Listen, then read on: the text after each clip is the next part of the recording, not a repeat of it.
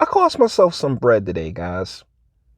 Due to my own hubris and carelessness, I really cost myself a substantial amount of money.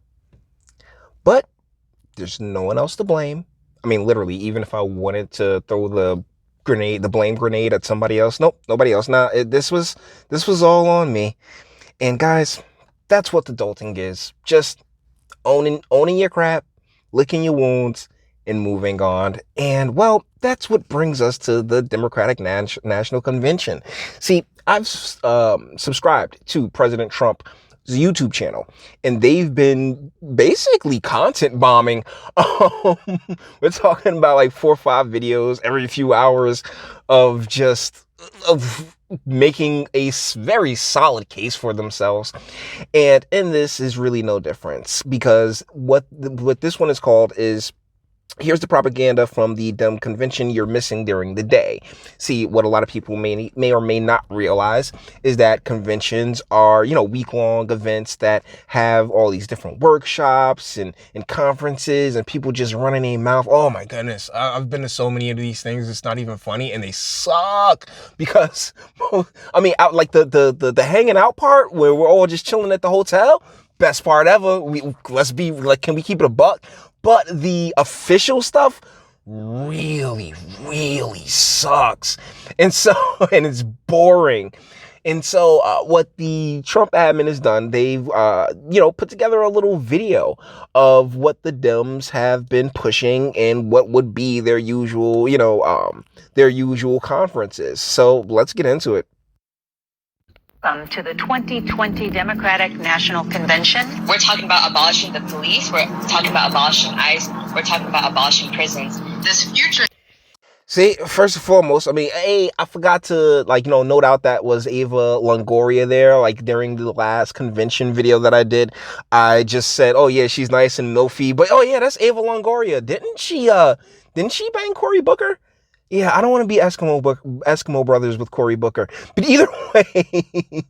either ways, one of the things that I find interesting has been I guess the further merging of the entertainment, like Hollyweird and the blue political space during, like, over the past 10 years or so.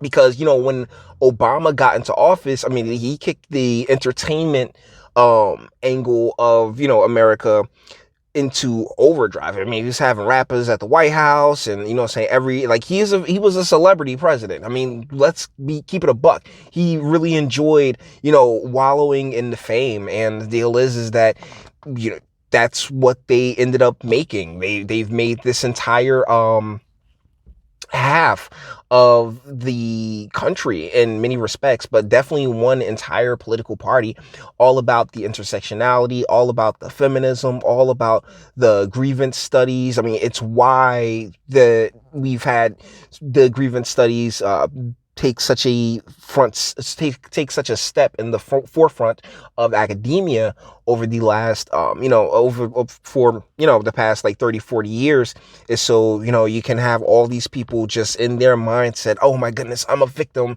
and the world, and I can I can gender binary the world into whatever I want it to be, and if you don't agree, well, we'll be authoritarian and come and throw you in the gulags. That we all want, that we're all trying to build, really is about the destruction of capitalism. Many of the ideas we fought for that just a few years ago were considered radical. See, and that's the thing about, there's been 3 chicks and then Bernie. It's the estrogenics, the feminine, the chaotic is just, and the music has nothing to do with it. Let's get that pointed out right quick. The music has nothing to do with it. What they're saying is like Bernie is saying, is radical. And yeah, now we're taking the mainstream. Yeah, not so mainstream when you're the ones that lost, though. Now mainstream America, if you don't get your act together, who is this guy? But you know the cadence. You know the Cornell West cadence. Can you hear it? Like, is a whole bunch of POCs, because I don't want to call them quote unquote black, I guess. But you know, it's a whole bunch of POCs and honest to God, threats in many cases, because you know, like, bro, like this.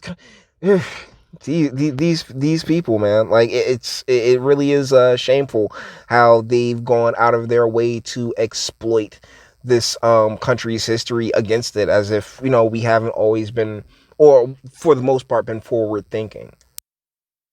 You may well go to hell. Why can't folks imagine a world without the cops? Why can't No.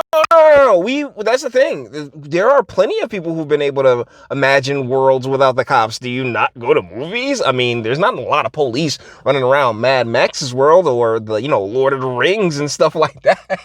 And when it comes to reality, before we had a law, when it was lawless, completely lawless in this nation, I mean, there was no progress. And why? Because you can't progress if everybody's just, you know, going ham on each other. But that's not what, you know, this young lady believes, obviously. imagine a world without prisons? I've never felt American. I don't know the Pledge of Allegiance. Those are not my systems.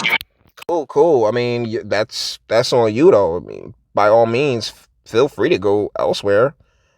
It's one of the, like, that's why it's so hard to sit here and say, oh yeah, you're so oppressed, you're so enslaved. I mean, it's so terrible. Plane tickets, you can get it. You like Spirit fly Spirit. I mean, I think Spirit is solely domestic. But either ways, you know, like, if like that's how you feel, cool. But you know, you got to deal with that. It's part of the reason why I started with the money sink that I ended up doing to myself earlier today, is because, you know, it's about taking ownership. It's about owning, you know, your, like, whatever, however it is you feel, you got to own it.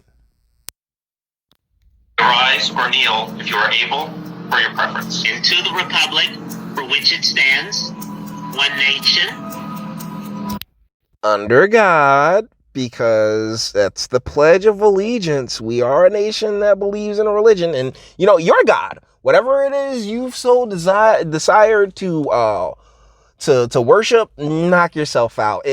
But there is a reason, like, along with the laws, the, like, religion was huge in creating the land that, you know, you're here now free enough to basically denigrate during a Democratic National Convention. For real though? indivisible, One nation, indivisible, with liberty and justice for all. Someday. It is absolutely our party in the Oh, Linda Sarsour, for real? It's your part, like this. You know, she's a big part of the reason why the Women's March just went kaput, and that's because of the anti-Semitism her and the Tamika Mallory chick were spewing during, you know, meetings on the Women's March. And, you know, the Jewish ladies was like, nah, we ain't messing around with this. As well they shouldn't, because, dude, like, that it's one of the things that really infuriates me when it comes to anti-Semitism. Like, if somebody's making a joke, there's one thing. That's one thing. If they're expressly making jokes, that's one thing. And that's why I kind of hate cancel culture. But when someone is just, like, openly hostile towards towards the Hebrews and the Shebrews, that's something completely different. It's actually no different than people being hostile to other people based on their race, you know, or being hostile based on their political ideologies or their political beliefs, their political leanings. moment. Okay, and now they're just gonna, like, you know, it's just, well, yeah, we're gonna creep you out with Joe, because he calls him Creepy Joe. Oh my goodness. What a time to be alive, guys.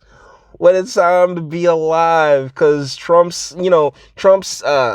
meme team is mean, man. Seriously. They going ham. It's an amazing thing to watch, and it's really lifted my spirits. So guys, with that being said, we're gonna bring this one to an end. All the internet stuff, if you liked it, toss it a like, dislike, go ahead, do that too. Nobody's scared of you. Sub if you enjoy my fantastic voice and you want to get videos like this every single day. Share, because sharing is caring, and YouTube and Bitchute and like aren't the biggest fans of your boy over here for very obvious reasons. Bang the bell for notifications.